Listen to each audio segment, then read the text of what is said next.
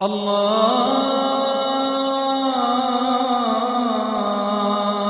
أكبر الله أكبر الله أكبر الله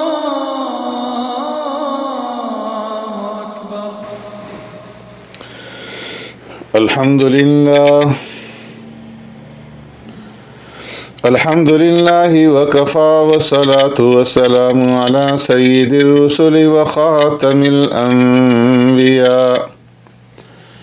أما بعد فأعوذ بالله من الشيطان الرجيم. بسم الله الرحمن الرحيم.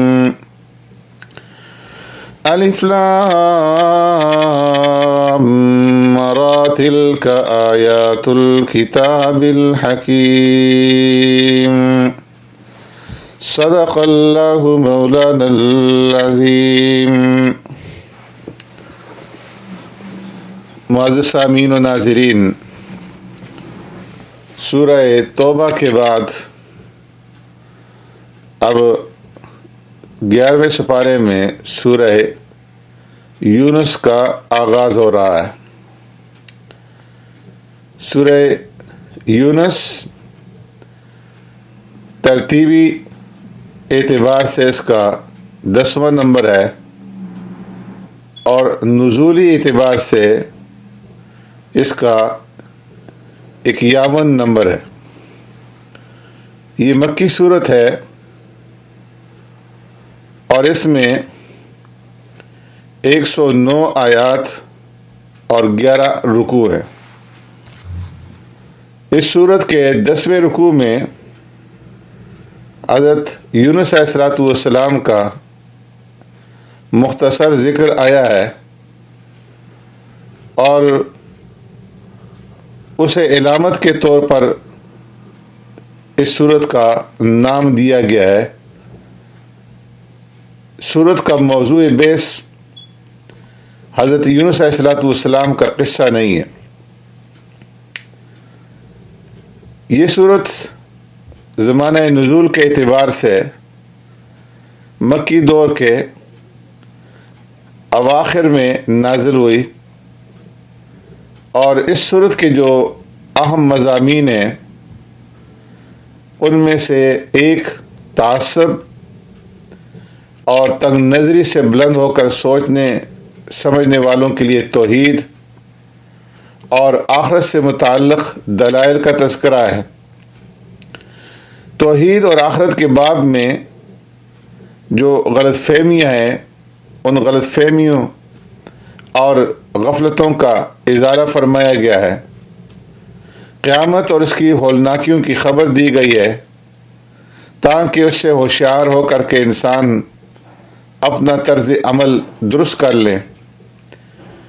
اور یہ بھی تعلیم دی گئی ہے کہ دنیاوی زندگی دراصل امتحان کی زندگی ہے اور اس امتحان کے لیے مہلت بس اسی وقت تک ہے جب تک کہ موت نہیں آتی. موت کے بعد پھر دوبارہ کوئی موقع میسر نہیں. اس کے ساتھ ساتھ چند کھلی جہالتوں اور ضلالتوں کی طرف اشارہ ہے تاکہ ان سے بچا جائے. اور پیارے پیغمبر صلی اللہ علیہ وسلم کی رسالت سے متعلق شبہات اور اعتراضات کے جوابات ہیں. اور پھر اس سلسلے میں حضرت نوح علیہ السلام کا قصہ مختصر طور پر اور حضرت موسیٰ علیہ السلام کا ذرا تفصیل سے بیان کیا گیا ہے تاکہ یہ بات سامنے آ جائے کہ منکرین اور معترضین جو آج پیارے پیغمبر صلی اللہ علیہ وسلم کے ساتھ کر رہے ہیں انہیں معلوم ہو جائے کہ ان کا معاملہ بھی انہی انبیاء کی امتوں سے ملتا جلتا ہے جو حضرت نوح علیہ السلام اور حضرت موسیٰ علیہ السلام کے ساتھ ان منکرین اور معترضین پہلے کر چکے ہیں. لہذا جو انجام ان لوگوں کا ہوا رسالت محمدی صلی اللہ علیہ وسلم کا انکار کرنے والے اور اس پر اعتراضات کرنے والے بھی اپنا انجام ویسا ہی دیکھیں۔ اسی طرح یہ کہ پیارے پیغمبر صلی اللہ علیہ وسلم اور ان کے ساتھیوں کی بے بسی اور کمزوری سے یہ سمجھنا کہ صورتحال ہمیشہ ایسے ہی رہے گی، یہ غلط ہے۔ حضرت نوح علیہ السلام کے ساتھی بھی تھوڑے سے تھے، حضرت موسیٰ علیہ السلام کی قوم بھی غلامی کے اندر جکڑی ہوئی اور پسی ہوئی قوم تھی۔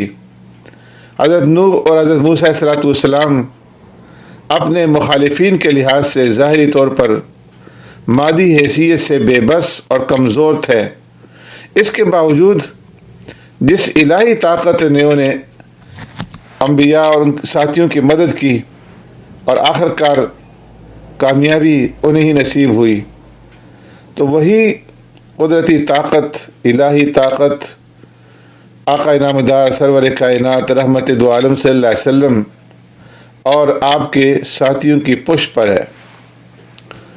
اس صورت میں حضرت نوح علیہ السلام اور حضرت موسیٰ علیہ السلام کے جو قصے بیان ہوئے ہیں وہ اسی نقطۂ نظر پر ہوئے ہیں جس کا میں نے ابھی آپ کے سامنے ذکر کیا۔ اس صورت میں ایمان کے بنیادی ارکان اور عقائد اور بالخصوص قرآن سے بحث کی گئی ہے۔ سورت کی ابتدا کتاب اللہ اور رسول اللہ صلی اللہ علیہ وسلم کے ذکر سے ہوتی ہے، اور بتایا گیا ہے کہ خاتم الانبیاء جناب محمد الرسول اللہ صلی اللہ علیہ وسلم کی نبوت اور رسالت سے کسی کو تعجب نہیں ہونا چاہیے، کیونکہ آپ کی بعثت کوئی نئی بات نہیں ہے، بلکہ ہر امت میں کوئی نہ کوئی رسول آتا رہا ہے۔ فرمایا کان للناس عجبا ان اوحینا الی رجل منہم ان انذر الناس۔ اس آیت میں مشرکین کے اس شبہ کا جواب دیا گیا ہے کہ اللہ تعالیٰ نے ہماری طرف انسان کو نبی بنا کر کیوں بھیجا ہے، کسی فرشتے کو نبی بنا کر کے کیوں نہیں بھیجا گیا؟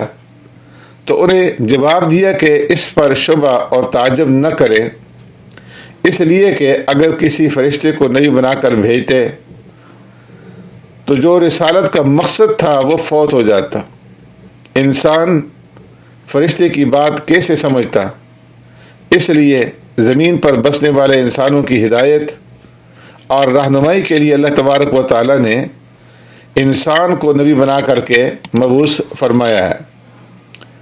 اس کے بعد ربوبیت، الوہیت اور عبودیت کی حقیقت اور خالق اور مخلوق کے درمیان تعلق کی بنیاد بیان کی گئی ہے، اور بتایا گیا ہے کہ جو رب اور خالق ہے وہی معبود بننے کے لائق ہے۔ کائنات کا یہ سارا نظام اسی کی ربوبیت اور اس کی قدرت کے اوپر گواہ ہے، لہذا انسان کو چاہیے کہ اسی ہستی کی عبادت کرے جس کی حکمت اور تدبیر سے یہ کارخانہ قدرت چل رہا ہے، اور ساتھ ہی قیامت پر دلیل دی گئی ہے کہ کائنات کی ہر چیز کسی نہ کسی حکمت اور مصلحت پر مبنی ہے، تو کیا انسان بلا کسی مقصد کے یوں ہی عبث اور بیکار پیدا کیا گیا ہے؟ اگر اس کی تخلیق کا کوئی مقصد ہے تو پھر ضروری ہوتا ہے کہ ہر ایک انسان سے اس کا حساب کتاب لیا جائے کہ اس نے اپنی پیدائش کے مقاصد کس طرح اور کس انداز میں پورے کیے، اور جن لوگوں کو دنیا پرستی نے خدا اور قیامت سے غافل کر دیا ان کو عذاب کی دھمکی دی گئی ہے، اور ساتھ ہی ان مسلمانوں کو جنت کی بشارت دی گئی ہے کہ جو ایمان لا کر کے ایمان کے تقاضوں کو پورا کرتے ہیں۔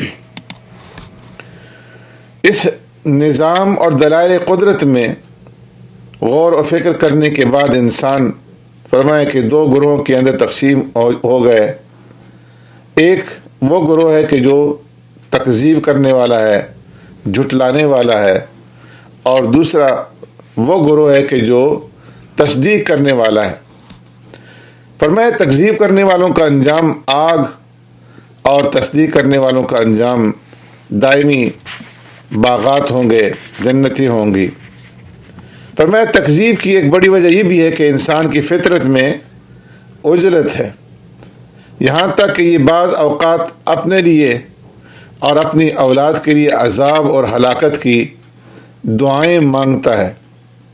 فرمایا ان جھٹلانے والوں کا حال یہ ہے کہ یہ قرآن کو جھٹلانے اور اس کا مذاق اڑانے سے بھی باز نہیں آتے، اور اللہ کے نبی سے استہزاء کے طور پر کہتے ہیں ائت بقرآن غیر ھذا او بدلہ، کہ آپ کوئی دوسرا قرآن لے آئیں یا اس میں کچھ تبدیلیاں کریں۔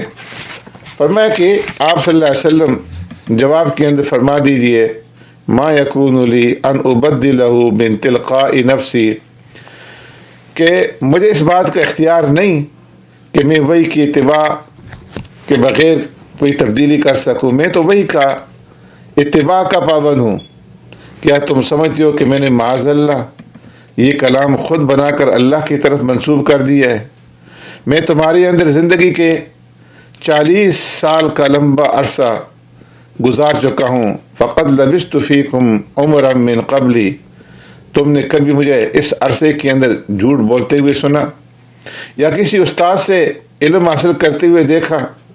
اگر نہیں سنا اور نہیں دیکھا تو پھر یہ کیسے ہو سکتا ہے کہ میں اچانک یکایک جھوٹ بولنا شروع کر دوں یا ایسا معجزہ تمہارے سامنے پیش کروں کہ جس کو نظیر لانے کے لیے کائنات عاجز ہو؟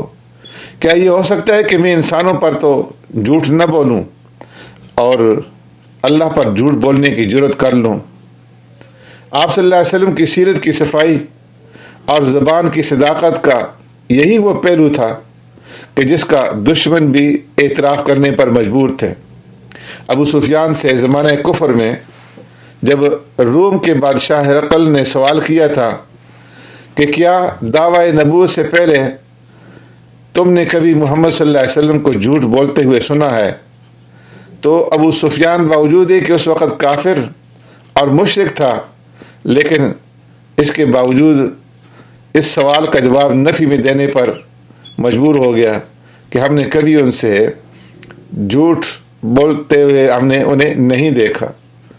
اور ہرقل نے اس کا جواب سن کر کہا تھا کہ یہ کیسے ہو سکتا ہے کہ وہ لوگوں کے سامنے تو جھوٹ نہ بولے اور اللہ رب العزت کے اوپر جھوٹ بولنا شروع کر دے۔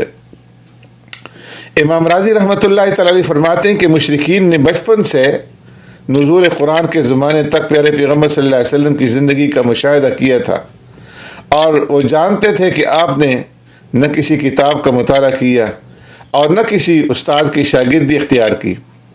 پھر 40 سال گزر گئے تو آپ یکایک ایک عظیم کتاب ان کے پاس لے کر آ گئے جو علم اصول کے نوادر اور علم احکام کی باریکیوں اور علم اخلاق کے لطائف اور پہلو کے واقعات کے اسرار پر مشتمل تھی، اور جس کی فصاحت و بلاغت کا مقابلہ کرنے سے بڑے ادیب اور شاعر عاجز آ گئے۔ ہر وہ شخص جسے عقل سلیم عطا کی گئی ہے وہ جانتا ہے کہ یہ سب کچھ وحی کے بغیر نہیں ہو سکتا۔ اگلی آیات میں پھر مشرکین کی بت پرستی اور توحید کے دلائل مذکور ہیں، اور یہ بتایا گیا ہے کہ سختی اور مصیبت کے وقت بڑے سے بڑے مشرک بھی جھوٹے معبودوں کو بھول کر سچے معبود کو پکارنے کے اوپر مجبور ہو جاتے ہیں۔ فرمایا کہ بادبانی کشتیاں جب ہوا کے زور پر تمہیں منزل مقصود تک لے جاتی ہیں تو تم خوش ہوتے ہو اور شرک میں مبتلا ہوتے ہو، اور جب طغیانی میں پھنس کر بعد مخالف کی زد پر وہ کشتیاں آ جاتی ہیں تو تم مایوس ہو کر اللہ تبارک و تعالیٰ سے مدد مانگنے لگتے ہو، اور جیسے ہی اللہ تبارک و تعالیٰ تمہیں نجات دے دیتے ہیں تو دوبارہ پھر تم جو ہے شرک کے اندر مبتلا ہو جاتے ہو۔ فرمایا دنیا کی فانی اور عارضی زندگی کی مثال ایسی ہے جیسے بارش برسے، کھیتیاں لہلہانے لگیں، कसान खुश होने लगे और इसी इसना में कोई आफत आकर उसे इस तरह तबाह करके रख दे कि जैसे कुछ था ही नहीं। पर मैं गौर और फिक्र करने वालों के लिए हम ऐसी आयत को वाज़ेह करते हैं। अल्लाह जन्नत की तरफ बुलाते हैं, नेक और सालेह लोगों के लिए बेहतरीन बदला, उनके चेहरों पर ज़िल्लत और रुसवाई या कुदूरत नहीं छाएगी और गुनाहगारों को फरमाया उनके गुनाह का बदला मिलेगा। उनके चेहरों के ऊपर ज़िल्लत और स्याही छा रही होगी। फरमाया हम क़यामत में इन सब को जमा करके पूछेंगे तो ये अपने उन माबूदान बातिला का इनकार करेंगे और उनके माबूद इनकार करते हुए कहेंगे कि ये हमारी इबादत नहीं करते थे। वहाँ इन लोगों को अपने आमाल के गलत होने का पता चल जाएगा। सुब्हानक अल्लाहुम्मा बिहम्दिका नशहदु अल्ला इलाहा इल्ला अंता नस्तगफिरुका व नतूबु इलैक।